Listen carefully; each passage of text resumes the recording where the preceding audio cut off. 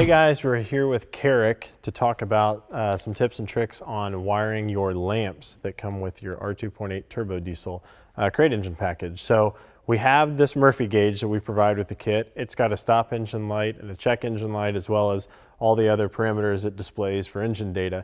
But we also provide the wiring for dummy lamps. So if you want a wait to start lamp, or you want a check engine lamp or stop engine lamp that's more in your face, depending on where you mount that Murphy gauge, we give you that option.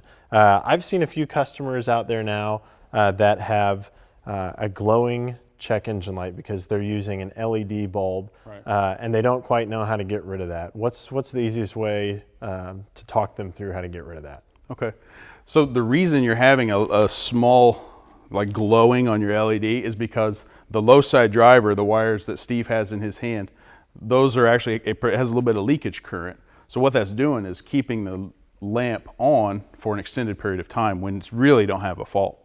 Yeah. So one way to prevent that is what's called a pull-up resistor. So what you would do is connect a resistor, and these values and information is listed in the installation manual. You would put a pull-up resistor actually on this wire to your source, your 12 volts that you're powering your lamp with. And what that does is that allows it to completely shut off when you're not completing the ground, when the low side driver on Steve's wires here is not completing the circuit to turn your lamp on.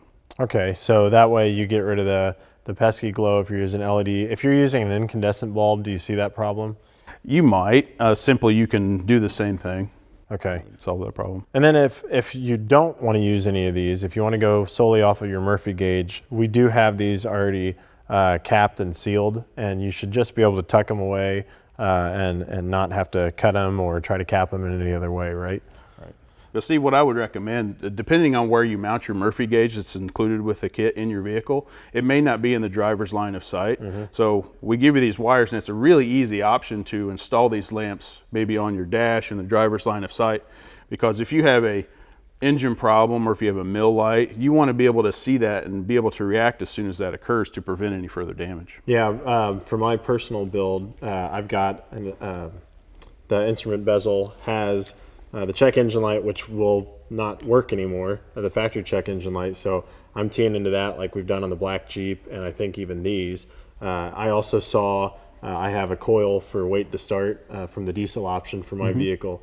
So I'm using that as well. I don't know if I have a stop engine light, but either way, I'm going to put a big red LED there, just in case I'm doing something really stupid. Now, if you're going to use an existing lamp in the vehicle, one thing you want to just make sure is how that lamp is wired. Okay. You want to make sure you have a 12 volt source on the other side, because you are completing the ground circuit with our ECM wire. So if at all possible, should I just strip out whatever wiring and lamp is there and just try to use the socket for? That would probably be the easiest way. That way you can guarantee your lamp will work when you need it to. Perfect. Well, thank you very much, Carrick.